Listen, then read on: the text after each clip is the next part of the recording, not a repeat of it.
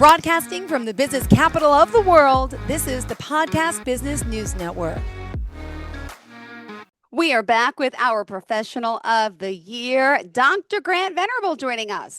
He's a doctor, author, artist, chemist. My goodness, he has had so many different executive roles and many years of experience working at different universities. And we're honored and ecstatic to have him here as a consultant, as a lecturer, as a publisher, and so much more. Grant, how are you today? Well, I'm fine. There's been some good moments and anxious moments over the past week, but I'm in good shape today. Beautiful. I want to touch base with where we left off. Is this thing we call life? What happens after that? Yeah, we did Where do bring we that up go? last time. Where do we go? What do you What do we believe? And I'm do? curious, someone who And is a I want professor, who's a to doctor, I would love to hear your opinion and thoughts I want to on this. segue to that because Sure. sometimes when people ask me what branch of medicine I specialize in. And I say, well, I'm a doctor of molecules, a doctor of chemistry. And that means a PhD, of doctor of philosophy and chemistry from the University of Chicago. It's probably one of the few of the great universities in the nation where you find such a wide uh, angle of discussions among professors and students who are in different fields. So the professors in all of the really top universities have faculty clubs that they have lunch in and go to dinner at and have special events at. And they see themselves, usually with other professors in their field. The University of Chicago, I think, has been special in that you find more interdisciplinary social interaction. And I got introduced to that in my first year of graduate school, just back there a few decades. And I got taken to a dinner in the faculty club because they have endowed lectures. That means people of means will put up money to put their name on a Yeah. lecture series. And this was the William Draper Harper lecture series. And they invited a very interesting, achieved physicist who had taught many years at U Chicago, and then the previous year had gone to U Michigan to teach. And he walked in to visit the chair of Wow. chemistry during his visit for that lecture. And he happened to glance into the office across the hall of the graduate advisor, Dr. Shoemaker. And Dr. Shoemaker had about 7 of my paintings, artworks on the walls. So Ah, how did they get there? They got there, I think, in the fall of 1965, when I was still living in the YMCA, the Hyde Park YMCA, which was only a mile from the university. University had the habit of leasing floors and large apartment buildings and the YMCA to put up graduate students to rent rooms in. Well, it wasn't the highest class, it wasn't Hilton level housing, but it allowed, they had 2 floors above the main floors where these guys could live, they could do their homework, they could go to meals up the street or in the little mm-hmm. cafeteria and talk to each other and got to know each other through very special conversations. Yeah. Well, I got lonely for my paintings, which I left in Los Angeles. And I asked my father if he would ship me several of my paintings so that I could have them there. Ah, So he did. He shipped them out, but I took them to the graduate advisor and removed them from their boxes. And I said, do you think you could hold on to these while I'm here yeah. studying? And he did. I says, let me put them up on the walls. And the smallest ones were 24 by 30 inches. And there was Wow. big one that was, about 30 by 40 inches. Well, it caused quite a stir, a happy stir in the Ah, chemistry building world. and the department. So um, this professor of physics saw them. He saw them on the walls. And the next event occurred was that he wanted to meet me. He says, these paintings were so special, so beautiful. They were so descriptive of the physics Wow. and the chemical structure of these particular molecules. So he put out the word to the graduate advisor to invite me to the office so he could meet me. And that's exactly what happened, where I met Professor John R. Platt, and he wanted to purchase one of the paintings. He liked Hmm. it so much. So Wow. he paid me $75 for a large 30 by 40 inch painting. And he purchased a smaller painting for one of his colleagues at Michigan.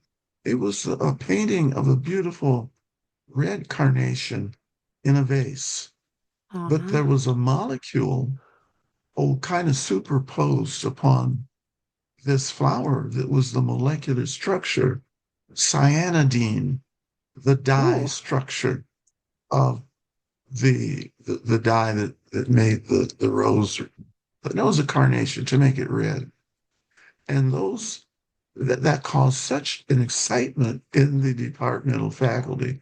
So faculty, professors are coming down and looking at the art and but the graduate advisor had a strategy in mind. He saw that as a welcome event for me, for the faculty to get to know me better as far as the scope of my thinking, what I like to think about, and it worked. And that's what happened. Um, so I say that to say that advisor got me a ticket to the dinner that they had for this Professor Platt in the faculty club. Well, Mm. that was a very top of the line venue to eat. They had a professional kitchen and chefs that made the dinners, and they kept that place as a wonderful upper upper class club for professional men and women. Yeah. So I sat at a table with this advisor, Dr. Shoemaker, who was retired from his long career with Amoco, which was a Standard Oil Yeah. corporation. And he pointed out different professors seated at different tables and said, oh, that man is independently wealthy and he accepts $1 a year income from the university because he's wealthy enough to take care of himself. And he pointed out other professors who were like mathematicians. They were like Field Prize winners. There were a few Nobel Prize winners present on the faculty. And so it introduced me to the depth of that Chicago faculty and what they meant in science. So so that's that story where my artwork really comes into play. But the story got out in the whole chemistry Mm-hmm. community in the United States and in Europe. So I began to get inquiries from professors in other states and in Europe if if I would do a commission of their research Wow. that they were working on. I must have done 30 or 40 of those Wow. paintings, and they're spread out all over the country, all over the world. So that gave me a reputation. Sometimes it was mostly good, but sometimes it slaked more Wow. negative feelings of like, what is a chemistry student doing paintings, being an artist? So some of my younger professors said, what are you going to do? Are you going to be a scientist or an artist? I said, I'm going to be both Ah. because that's who I am. Who? Yeah. And I would gain more understanding of the chemistry I was studying if I made a painting of the subject that I was studying. Well, I had to win over that argument, which I finally did Yeah. win that argument. But uh, that would be a good start to our our chat today. Um, but any questions about that? That was Chemistry Meets Art That by is Grant beautiful. Venerable. Exactly. Hence, we also should tell everyone the name, right? Isn't it Art Molecular Concepts? The name of the company? Is that where Well, it came from or no? that's the what do I call it? Art. Oh, Art Molecular Concepts, yeah. Concepts, LLC. Mm-hmm. Uh, and I have done business. I published books using that as my label. But my memoir, Footprints in the Chaotic Unknown, has several, maybe about 20 of my paintings reproduced in the chapters, full color. So that's an added Mm-hmm. excitement for anyone that owns the book and can enjoy those paintings and photographs of professors who actually commissioned the paintings. Now, so that was,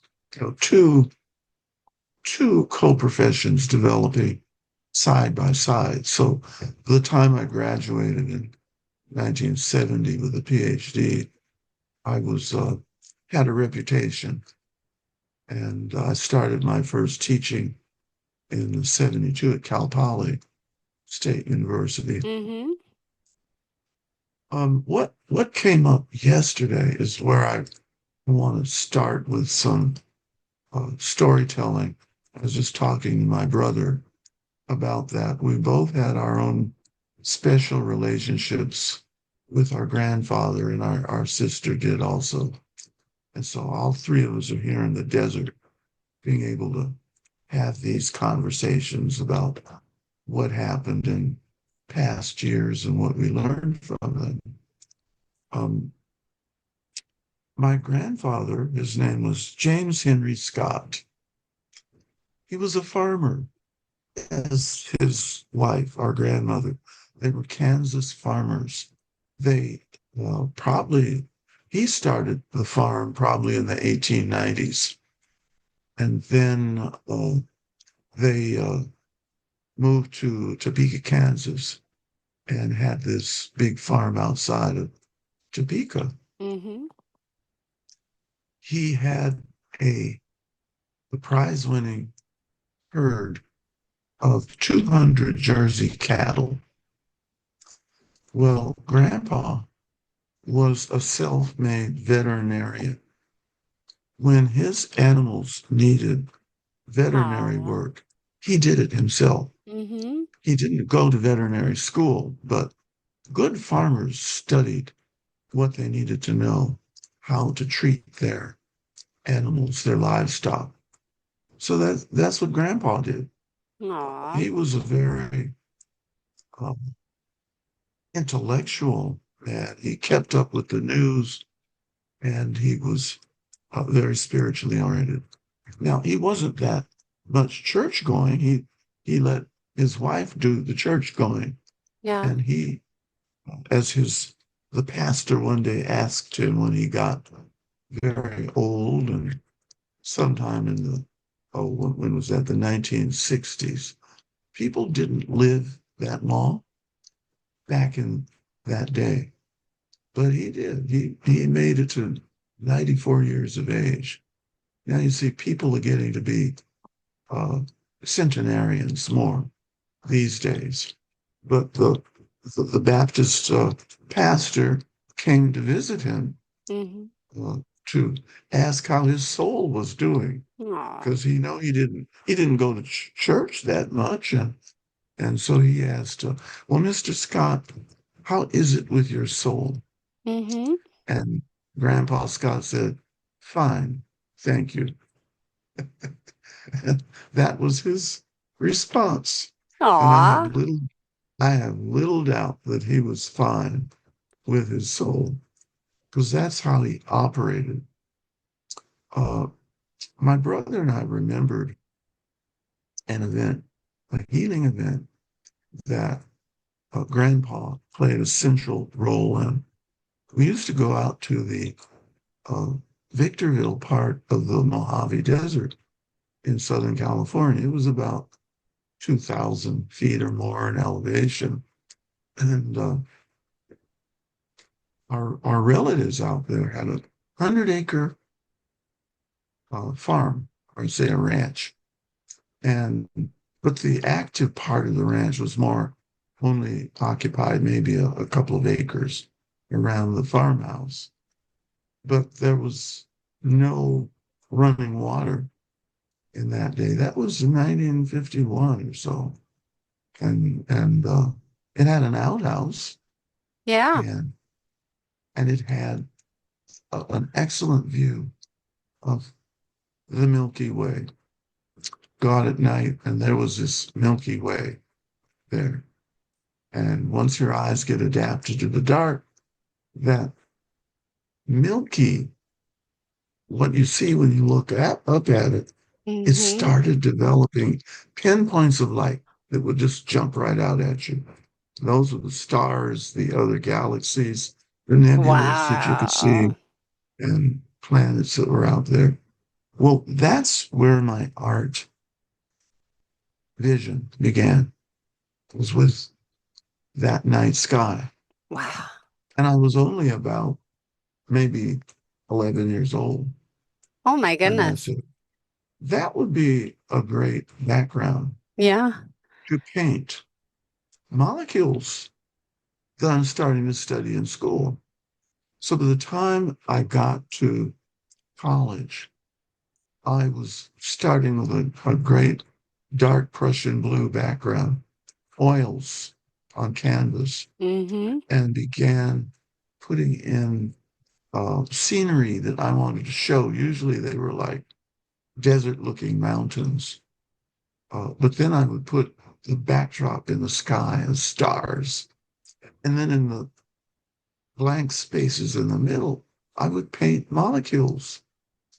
The first ones I did were methane molecules, Wow. which were the structure, the geometry was a perfect tetrahedron. I was gonna say, I'm trying to remember what they look like. Yes. I'm gonna have to Google. Tetrahedron is a four-sided pyramid. Each side was equal in area. It had 4 points called apices and apex around the central nucleus of that molecule. And water has a structure like that, where you have an oxygen atom in the middle and two hydrogens occupying two of the apices. But the other two apices were occupied by a pair of electrons that were not bonded Mm-hmm. to any other atoms. But because of that structure, water has the unique special properties that Wow. it has. Its freezing point, its boiling point, and everything that it can achieve. It's one of the few chemical substances that actually expands when it freezes. So you have a nice tray of water. If you notice in your own ice trays, if you still use them, Yep, I the do. ice cubes, they get bigger than the space that the water, the They liquid, expand. Yep. Mm-hmm. occupied.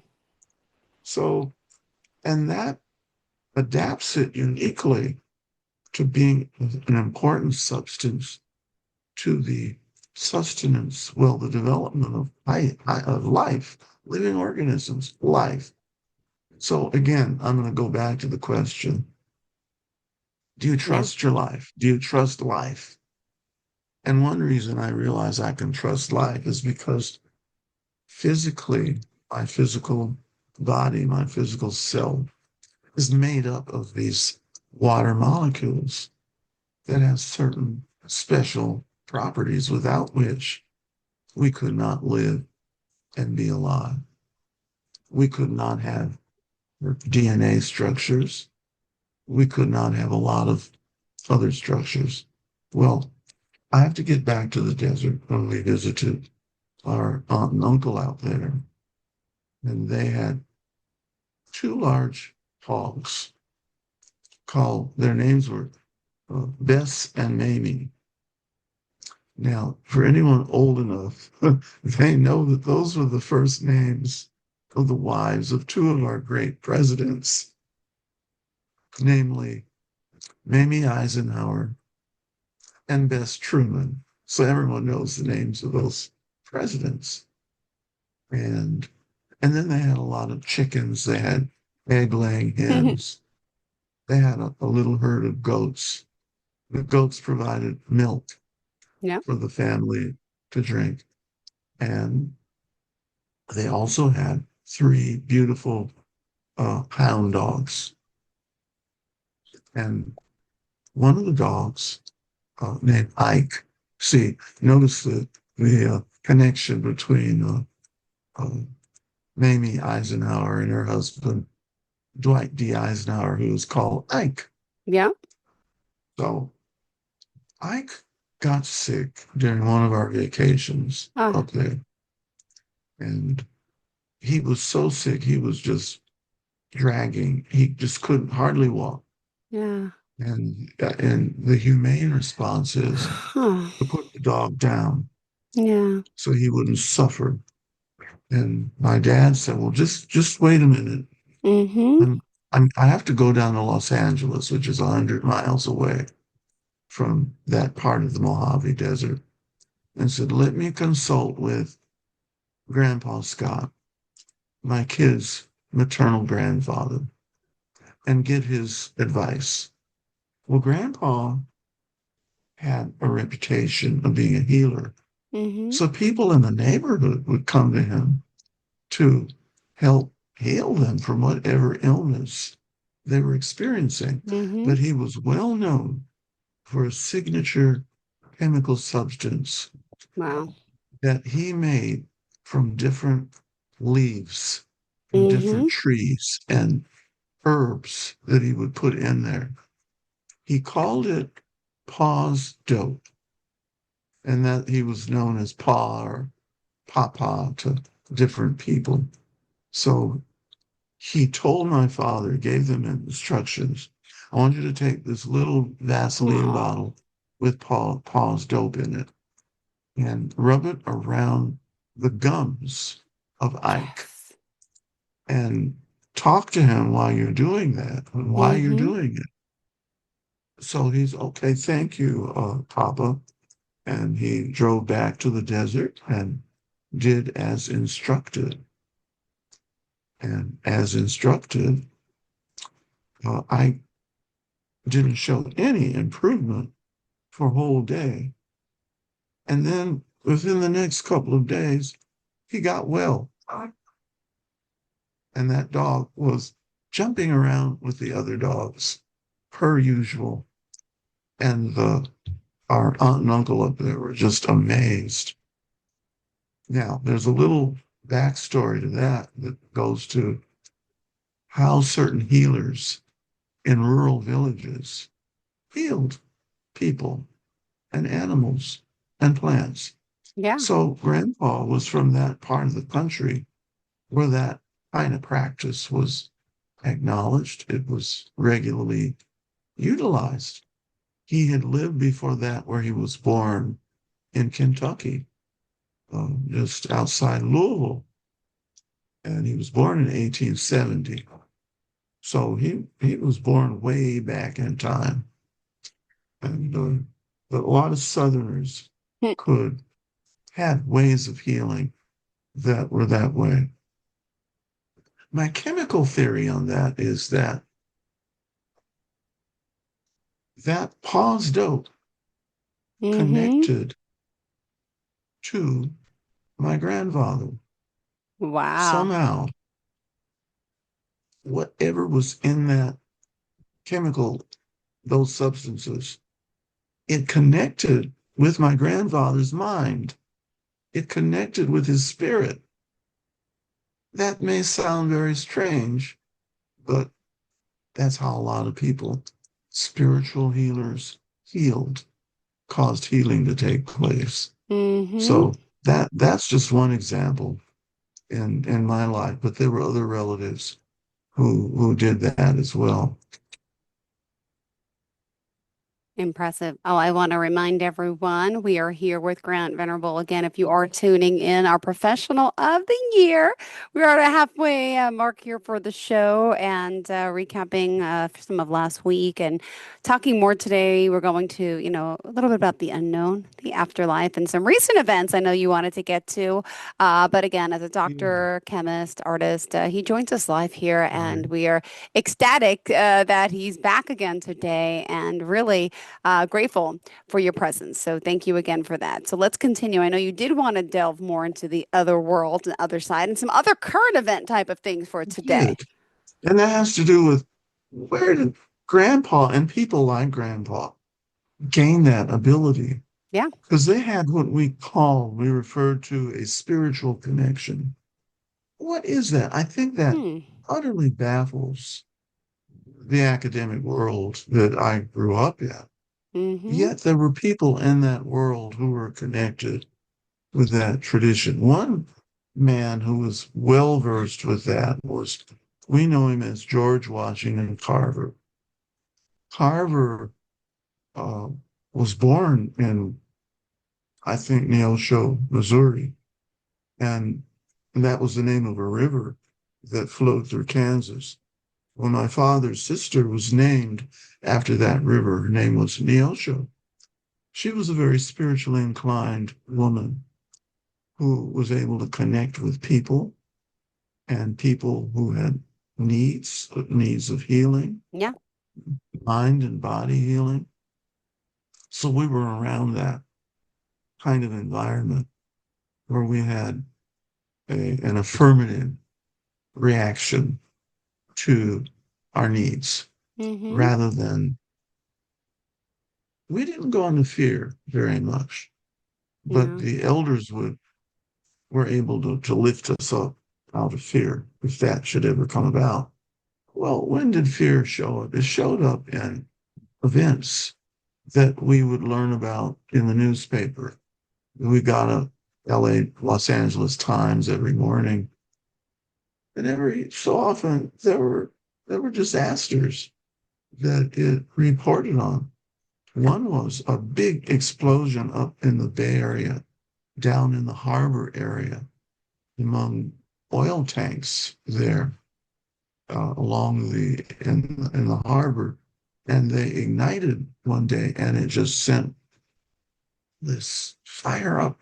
And I think it frightened us as little kids to see these pictures, but we were also brought back to a spiritual understanding of life. Life is not always a happy place.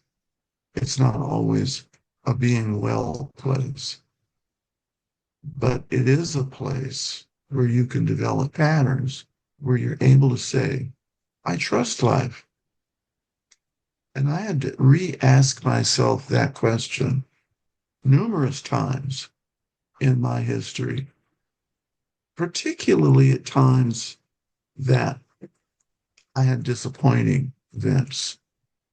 And I said, wait a minute, I thought, I trust life. How could it do this to me? So that would send me into a larger scope of understanding. Sometimes today we say, well, life happens. And some of what happens is not what we would like to have happen. But there Yeah. were enough events that we enjoyed that gave us great satisfaction, fulfillment that outweighed the negative events.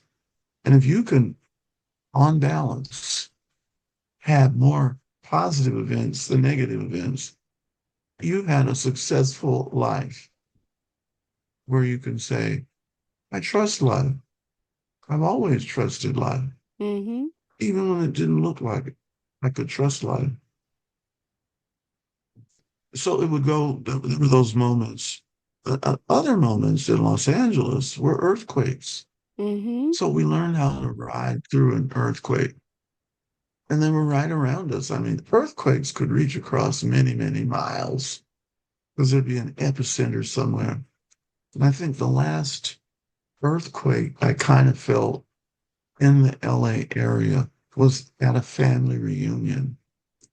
The unusual thing about that reunion is that we were on a cruise Mm-hmm. ship out of Long Beach Harbor. Oh my. There were about 25 members of the extended family on that cruise.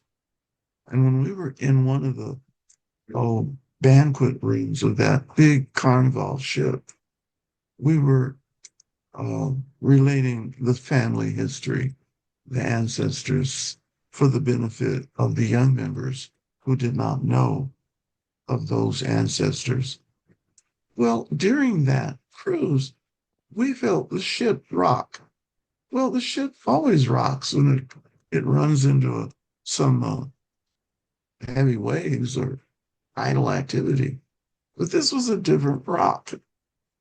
We didn't realize what had happened for another half hour when we heard there was Mm-hmm. an earthquake somewhere 200 miles away over in the southern part of the Sierra Nevada mountains. So we rode that out. It wasn't it was a good sized quake, maybe around a Richter Mm. scale, 6 to 7 earthquake. So if you were up close to it on the land, you'd have seen groceries fly out of the shelves, fall on the floor, and you'd feel that. But this was muffled by the ocean, and so we didn't feel it as much. But those were things we had to learn how to ride through, to ride out. Um, there were other examples Mm-hmm. of when I was in high school. There was a big quake in 1933. Now I wasn't around for that earthquake, but my high school was an old building at that time, and Mm-hmm. that building was destroyed in that earthquake. Fortunately, the earthquake came after school, and there were no students or teachers that were harmed in the earthquake. I was talking about just with my brother Lloyd earlier this morning about the one of my classmates and three of her sons who we knew. Well, the sons are like in their 50s by now, but Chatera was this very insightful girl back then, but she became a very insightful woman. She went on and got her PhD in audiology. If you don't know what audiology is, it's a little different from audiometry, but audiometry helps us with our hearing when we get hard of hearing and we get hearing aids. But this woman, Jatera, Dr. Ingram, studied audiology, which is really more basic because it goes to what role does hearing play in the learning process. And she became a teacher of special needs students. Sometimes they were hard of hearing, other times they were not. But that was her footprint that she left in life once she left this life.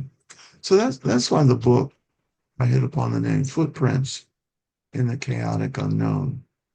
And if all of our listeners and viewers there think about their own feet and their own footprints that they make as they get up in the morning and they make footsteps through the day until they go to sleep.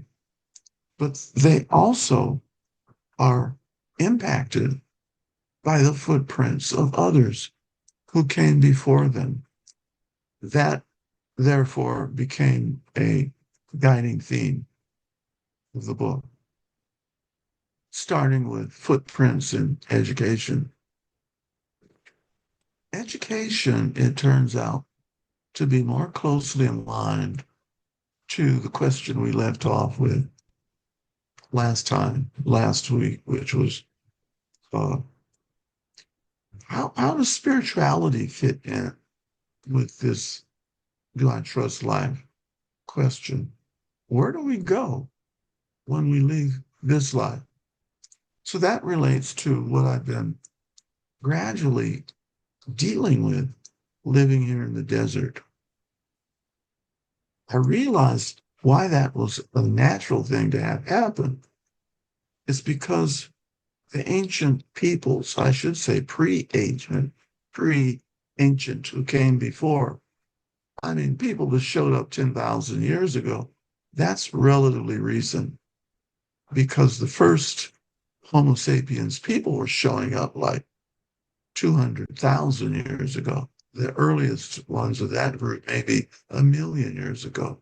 But we didn't get civilized or Mm-hmm. start to until 10,000 years ago with what we call hoe agriculture. You hoe the land, you till the soil, and you plant seeds. Well, it was that activity of growing food that led us to everything else we did. So after agriculture came, maybe this is the way it came to religion. People were they were suspecting something like religion. They didn't use that word religion, but in English, we know it's derived from the Latin, which means that to which we bind ourselves back Yeah. to that governs our beings. So that's what the Desert Fathers dealt with. I mean, they were nomadic people. They had to scratch for their food and get their water wherever they could. They had caves they could sometimes live in. Yeah. And that's where they heard this thing called what modern people call the still small voice. And the still small voice sometimes says strange things. At least we think they're strange until we really study. What is this voice saying? That leads to not only agriculture, it leads to economics. Yeah. Religion gave us something, at least in the some of the Semitic religions, when uh, pork had an interesting history. Pork was forbidden by people in the Jewish religion, but there were other meats that were also forbidden. So religious principles and beliefs grew up around what we ate or chose not to eat. And so they made up stories about why we can't eat pork. So that's where the story about microbes came from. That if we ate those microbes, we'd get sick or we would die. And that probably was not the case. No. The case was probably economic in that there was actually plant life, a lot of it in the ancient Middle East world. Mm-hmm. There were lakes, there were trees, and they raised pigs, they raised hogs, Yep. they raised cattle. And the pigs had to be covered, they had to have shade underneath the trees, or they could not, because they didn't sweat. No. So we had to have some other way to take care of our pork. And then eventually we lost the trees. Oh. So we lost the pigs. Yeah. We lost the pork. So those are just small examples you learn about in the field of anthropology. Like where did economic beliefs come from? Where did trade come from? Where it Where is. did money come from? Where did capital like that Money come doesn't from? grow on trees, they say, but it kind of does. So um, I want to get to one of the particular religions. There were three of the what we call the Abrahamic religions. There Which was, first were of all, Judaism. Judaism, Mm-hmm. and then there was Christianity, Mm-hmm. then there was Islamic religion. Yep. And some of the core principles of the rabbinical teachings created what we call today the Talmud. And the Talmud is really that deep, instructive Mm-hmm. methodology by Wow. which people teach and learn. So, in the case of the ancients, they're transmitting to the young the principles of their culture. And a big part of that was their religion. Well, later on, education Yeah. became the biggest part of it. So not only just religious education, but education in economics, education in agriculture, Yeah. education in the sciences, history, all of those other fields of education. But the culture that developed around that was just remarkable. And Mm-hmm. that's why I'm a doctor of chemistry, because I learned the principles of chemistry and physics and mathematics.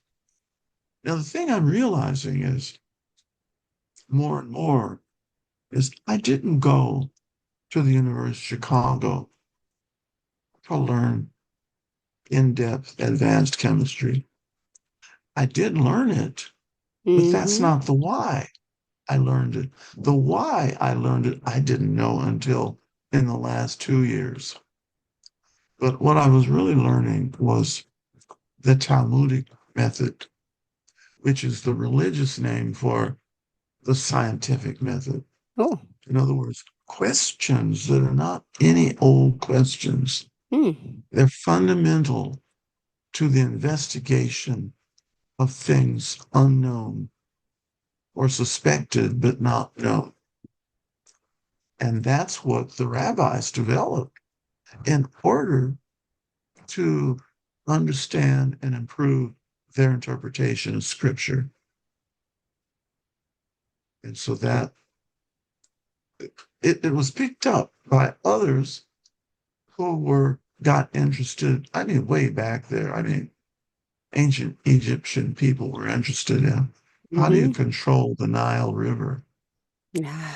The Nile has periods that are affected by the sun and the moon, Mm-hmm. the gravitational fields between Earth, the sun, and the moon. And so the Nile would have its risings and its falls in altitude. But what did that do? Well, stimulate knowledge that helped then predict the behavior of the Nile River.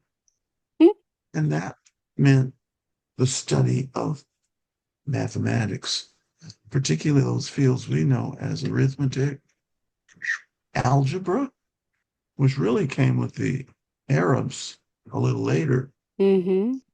and and then all the other fields. The calculus didn't really come until the I don't know the 1400s or the 1300s, but it was Yeah. there. So all those things had an origin in their religious activities. Now, some of the more conservative rabbis said, "Oh, you shouldn't use it for science. We're really just for religion." But I think that's what conservatives are for, is to Mm-hmm. maintain the roots of what we already had. But we wouldn't get anywhere if we were altogether Yeah. conservative. So that's the thing. Laws came about out of religion that made education such a sacrosanct field. Mm. And I don't know if I mentioned this before, but we're having some debates about that right now in what the government should do about this, and that.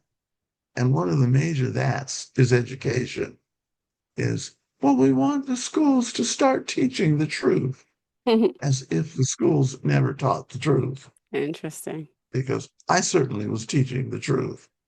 But they're talking about who those particular audiences about the truth we want youngsters to know so that they will be more loyal to our view of government.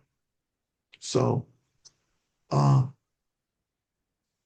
because education is a religious based principle, there's consequences for violating literally what we think of as the laws of God. And it's like, who is God? How do we know that there is a God or that God even exists? Well, that was the Desert Fathers. They didn't want to call it that because they didn't know what Mm-hmm. its name was. But they said there's a something out there that if we know how to align ourselves with its principles, our lives work better. So let us try to do that. However, we found if we went against those principles, like 10 commandments, loving thy neighbor, honoring thy father and thy mother, all that kind of thing, if we go against that, our lives don't go as well. And it's as if this God, whatever it is, punishes for Uh, violations of mm. that law. And that's where it gets really interesting. And that's the kind of debate we used to hear in the University of Chicago. Not so much at other universities that ascribe more to a strictly what we call agnostic view of life and knowledge. But the Chicago professors were so liberated in what they felt they could examine and talk about. And so that's why one of my professors who taught quantum physics in my first year at Chicago, he'd be going through this complex equation from the calculus, a differential equation for how you can predict the energy levels of simple molecules. And he would sometimes speculate in his own personal mind in front of the class. Well, if you were God, which equation would you use to compute the answer to the question Yeah. of energy levels in a molecule? That stimulated us as students, like, hey, that's a question. We didn't think about that. So we'd say, well, what would God use? Mm. If there's a God, what would that God use? Yeah. So that stimulated thinking in a wider scope than if you just had no conception of anything spiritual or religious going on in your life. Now, how are we now so far, Jill? Now, We we've are good. we've covered a few We things. got 7 minutes left. We're good. We are good. We got a lot in today, but we still have more time. So do you have any, I really want to get to a point where we could get a lot of people who are just calling in, Talking and calling. Well, asking we've never their opened up the phone questions, lines. Well, why don't we do that? asking their questions. Well, Sure. Dr. Venerable, if X, Y, and Hey. Z, then what about A, B, and C? Yeah. Well, let me open the phone lines if someone out there is listening. Okay. So hold on, 631-307-4010. If you have any questions for Dr. Grant Venerable, again, that's 631 307 4010. Please give us a call. I wish you would have known because normally I would open them up earlier in the show. I'm not sure Yeah. who, yeah. So Well, well, let's try it, or maybe even next time we can hopefully we'll get some right. calls. Well, whatever questions, nothing is off limits here.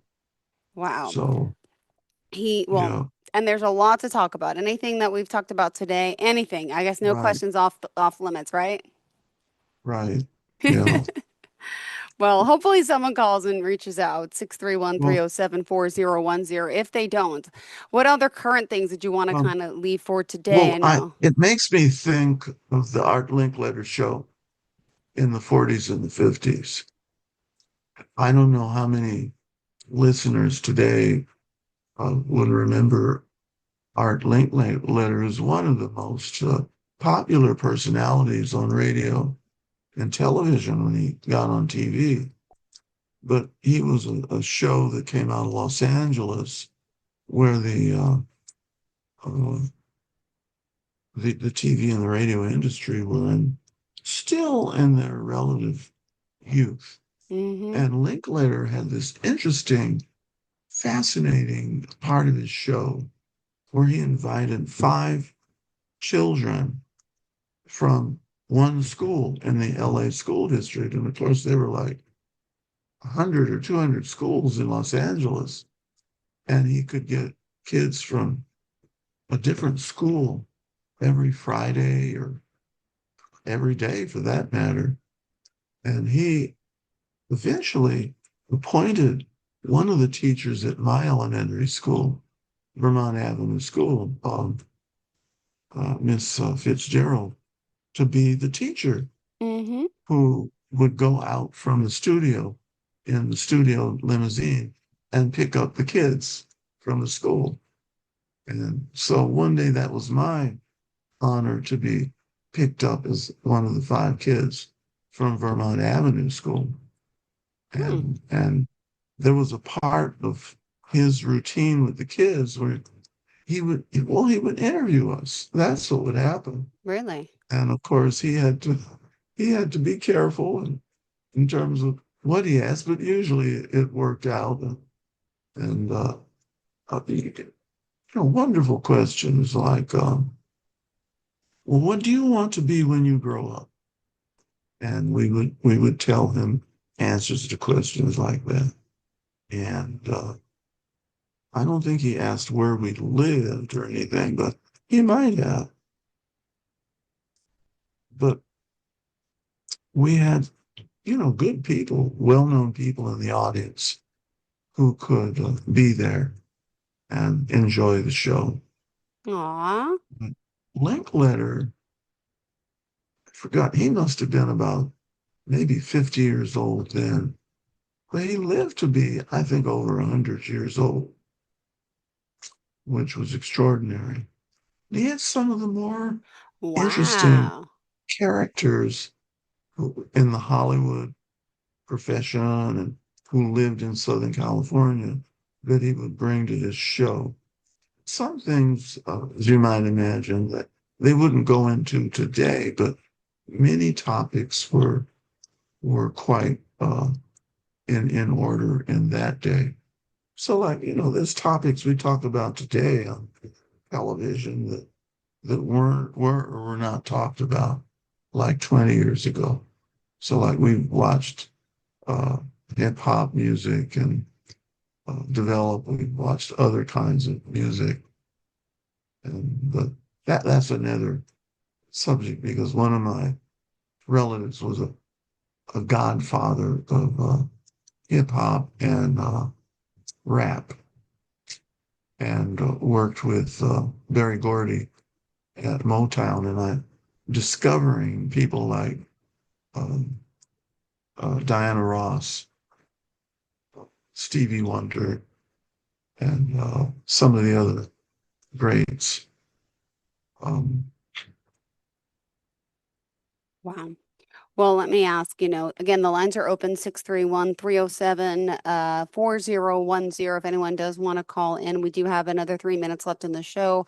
The work that you do, continue to do, I'm just curious, how does how do you there's so much in your brain that's so creative, that's so profound, so all the knowledge from that you've learned since, of course, a child, but then going to, medical school, like going to college, and here you are still as a professor, still teaching others, something you would give back to our young children now who are debating Yeah. life.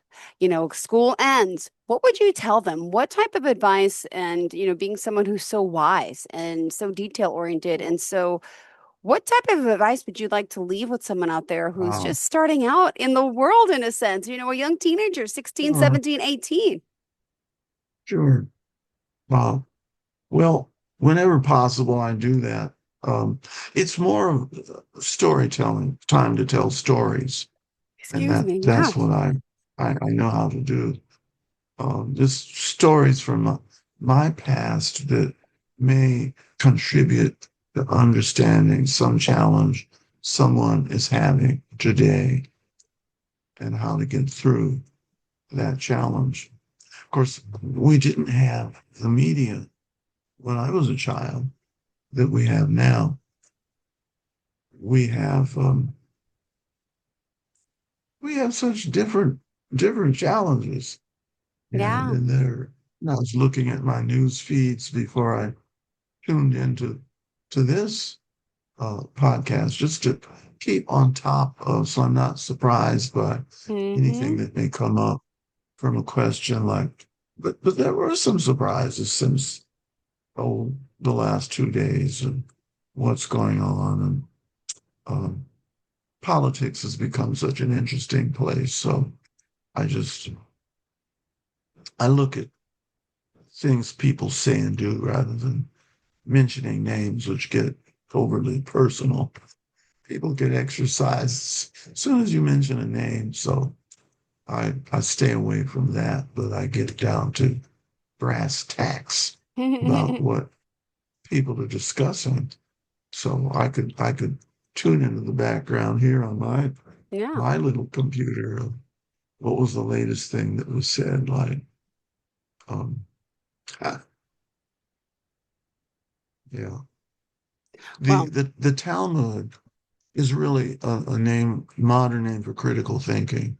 There's very little critical thinking going on because fear has become so prevalent.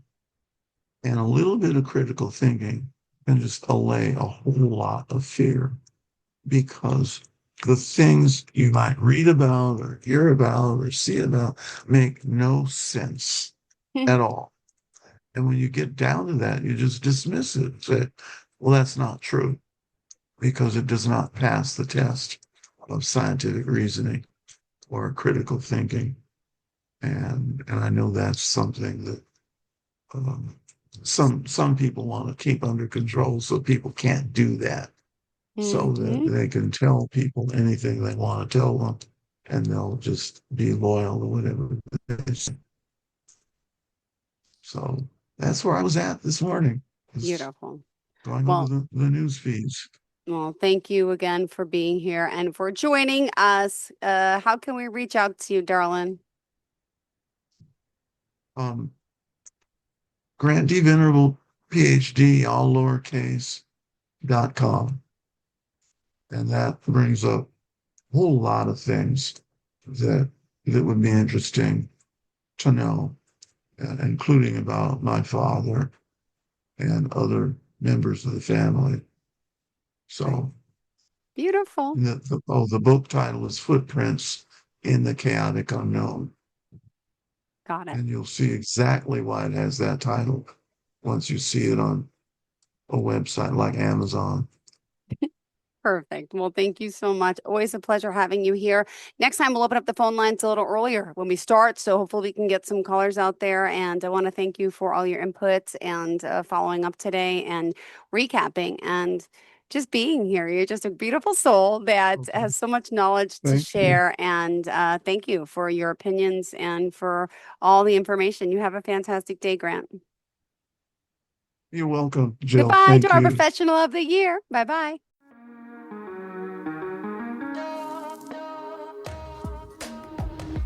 Broadcasting from the business capital of the world, this is the Podcast Business News Network.